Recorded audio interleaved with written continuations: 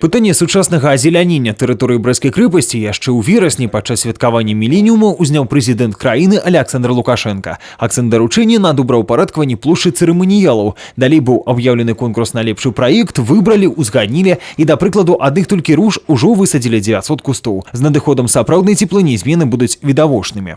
Разработана концепция, и сегодня она уже утверждена на градостроительном совете со всеми заинтересованными.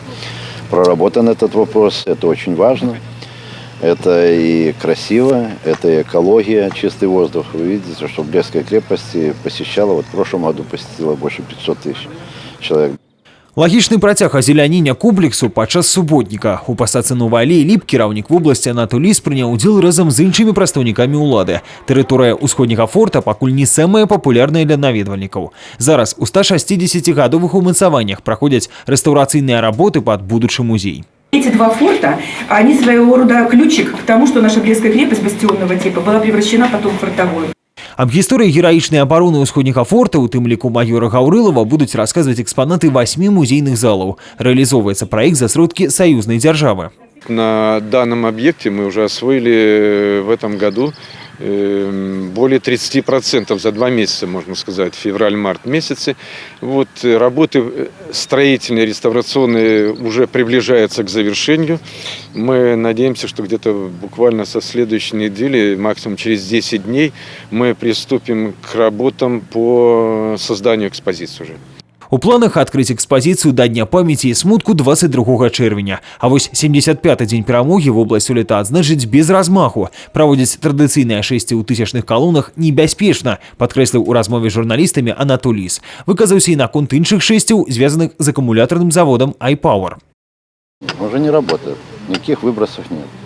Но оппозиция, значит, взяла флаг в руки и ходят, будоражат людей. В том плане, что, значит, нет завода.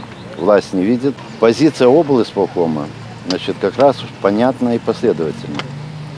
Завод не работает, он не отменено решение, распоряжение, значит, о вводе этого завода. Не будет этот завод введен, если там будут какие-то проблемные вопросы по экологии, по технологии и так далее, и так далее. Поэтому гражданам не надо волноваться о том, что этот завод с какими-то нарушениями будет работать в городе Брест.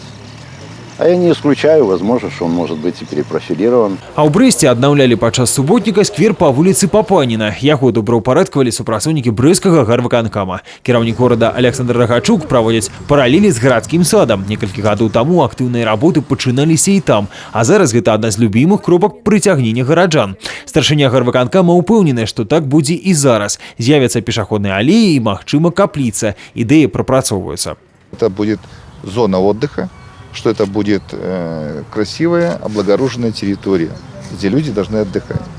А название, концепция пока еще в стадии проработки. Те предложения, которые мы имеем, от банального под названием «Молодежный сквер» со всеми этими скейт-парками до сложных названий, там, «Интендантский», «Госпитальный», который имеет с собой исторический подтекст. Прыняла актыўны ўдзел у суботніку і моладзь. Актывісты БРСМ таксама працавалі на добраўпарадкаванні тэрыторыі Брэсцкай крэпасці. Беларускі рэспубліканскі саюз моладзі распачаў праект «Беларусь памятае, ніхто не забыты, нішто не забыта». Ён накіраваны на добраўпарадкаванне тэрыторый помнікаў і брацкіх магіл.